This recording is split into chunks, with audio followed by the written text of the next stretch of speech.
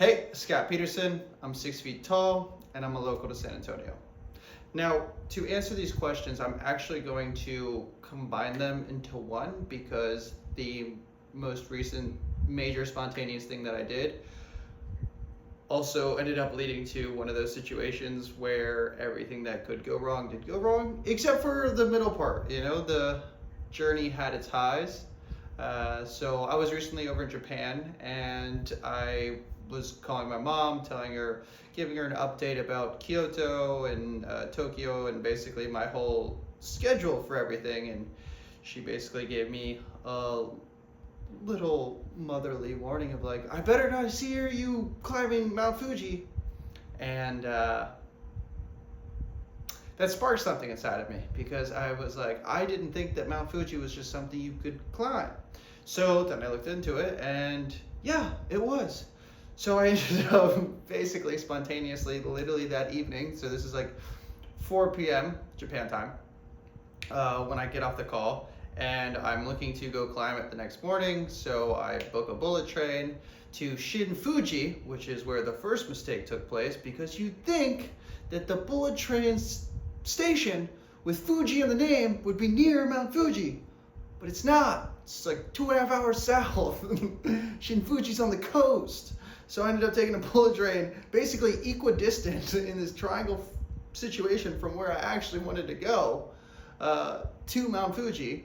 So then I ended up getting in there at like 9 p.m. And in Japan, one thing, unless you're in a major city, everything's closed. Everything closes at like 8 o'clock, 9 o'clock. And so then I was trying to find a hotel, ended up finding a hotel, talking to a taxi person about taking me somewhere and, seeing how far things were, how far Mount Fuji was, and it was far. It was 2 hours on taxi just to actually get to anywhere near the mountain. So that was out of the question. So what I ended up doing was I just looked up hotels, ended up finding a place. This is actually a high spot because I found this great little hostel, ended up talking to a bunch of people from Canada and from France and from Germany, and they gave me the insights on the whole grocery store right around the corner that was open until 10:30 that had 50% off on sushi past 7 p.m., which is so good because the grocery sushi at Japan is literally better than any 5-star restaurant that you're going to have in America. So that was a win. So I guess not everything went wrong. So then we do that. Then I wake up the next day and I wake up to take a bus to Mount Fuji. Well, guess what? It's out of season. So that means that there's no buses. So that means my only option is taking a taxi. And I say this went wrong because I didn't realize public transportation in Japan is fantastic. And it's not that expensive. Even the bullet trains are like $50 to $150 to go a long ass way. Taxis are pricey. All of a sudden, I'm taking a $100 taxi to get to the base of Mount Fuji. Then I have to basically walk to the station, the summit station, to go there. And again, this is off season. I don't really know what that means. All it says is there's no guided trails and there's no aid stations basically along the way. Okay, cool. Don't need help, right? I'm thinking, this is gonna be 4-6 hours. I actually looked it up the morning of, so I was aware that it was more of a 9-hour endeavor. Okay, show up there. We're at Mount Fuji, right? We're basically now like $300 committed to this whole hike. We're $300 committed. We're a night of what's going on, and we're a day of like, I gotta figure this out. So I start climbing, and wait, rewind back. Did I mention that it's raining? Yeah, it's pouring rain, so I have to figure out what to do about that because I don't have a raincoat, because that's another thing I didn't know. In Japan, it can literally rain at any moment in time, especially when you're, traversing the entire country. You're like, wow, weather's crazy and it changes in an instant. So I had to go to a 7-Eleven because they have everything there, get a raincoat. So now it's pouring, got a raincoat, cover that up, all good. But the raincoat is like clear plastic, cheap raincoat, and it makes you sweat. It's like a sauna suit. So I'm wearing this raincoat over my backpack that I've stuffed, and I've left my suitcase in a locker at the station. And I'm like, yo, let's get it. Let's climb this mountain. I'm climbing the mountain. I am dying in this raincoat. I can't tell you how hot it is. It is easily like 110 degrees. I am just drenching in sweat. I've got 3 bottles of water in my bag, and I've got the first one down in like an hour and 10 minutes. Not ideal, not a good start. Right around that time where I'm finishing that first bottle, it just starts pouring out of nowhere. Because not only is Japan weather crazy, Mount Fuji weather is insane. Insane. It literally went from sunny to pouring, borderline hailing from like the temperature difference in 30 seconds. Tops. I'm telling you, tops. So end up climbing up, and at this point I've got kind of like a fuck you mentality, if I'm being honest. So when the weather did that, I was like, oh, fuck you. So I kept going. So I get to past the 6th station, past the 7th station. I'm headed towards the 8th station. And it hasn't stopped raining. I am 4.5 hours in, and it hasn't stopped raining. And the rain definitely slowed me down. So we're at like, it's 3 o'clock. It's 3 o'clock, I'm 4.5 hours in. It's gonna get dark. I'm 4 hours in, it's 1 o'clock. It's going 2 o'clock. It's gonna get dark around 5 or 6. More importantly than that, I couldn't see anything. The mist itself, let's ignore the rain. The rain was whatever, the rain's the rain. The fog, I'm looking at like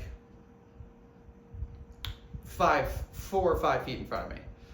So now I'm doing the whole thing in my head of like, if I get to the top of this mountain, all I can see is fucking fog, I'm gonna be fucking pissed.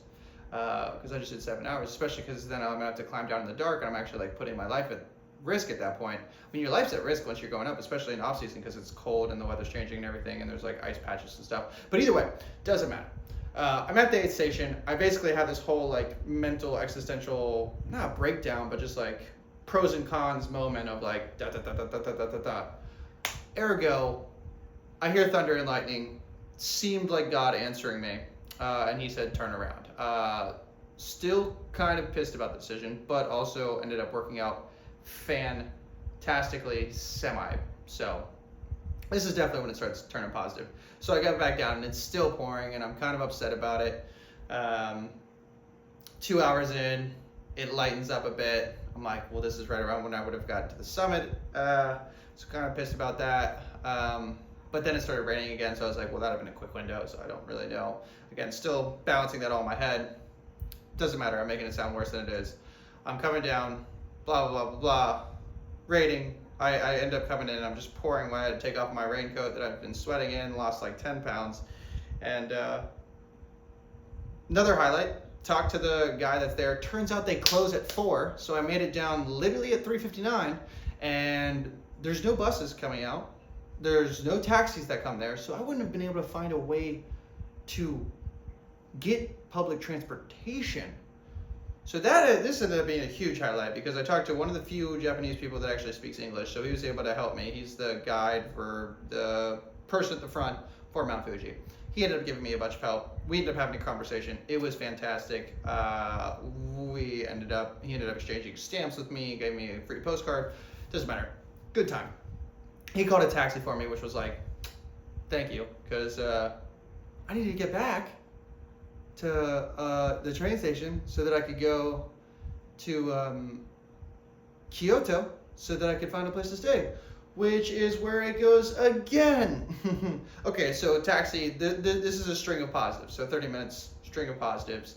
Get the taxi, 40 minutes to the nearest bus station, bullet train, Kyoto. Go to Kyoto. I arrive there. This is a Saturday.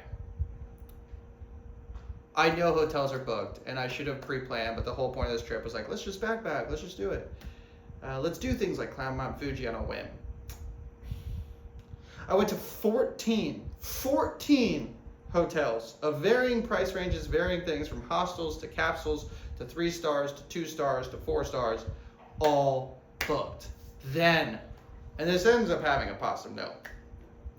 Then I end up at this capsule hotel, which I'm not expecting much. I'm calling at this point, because I went to the first 7 and then I just started calling. And I call the 15th one. I'm like, yo, hey man, I need, and again, they don't speak much English. So I'm like, available, room, one. He goes, one? I go, one. He goes, cancellation. We have one. You have 15 minutes. I was like, huh? He's like, you have 15 minutes to get here. I was like, done. Boom. Check it. Book. I got my suitcase. I got my backpack. I will run to this place. I'm exactly 15 minutes away. Exactly 15 minutes away. Well, it was 19 via Google Maps, but you know how they always say it. They think you walk like a grandpa. So, boom. End up getting there. Turns out to be the sweetest capsule hotel of all time, where it's got cold plunges and saunas and hot tubs overlooking the city of Kyoto. Oh! So big check mark there. Ended up sweet, exactly where I needed to be. Ended up staying at the hotel for 6 days while I traversed basically all of central Japan, south central Japan. And then the Fuji experience, yeah, everything went wrong, but definitely would do it again, 100%. Super spontaneous, super worth it. Already planning a trip with my friends for our 30th to go there and climb it 3 days in a row to make sure that we can see sunrise and sunset on the mountain, on the summit, in different weather conditions. So yeah, that is long, guys, but this just happened. It's all right here. Little flubs along the way, but enjoy.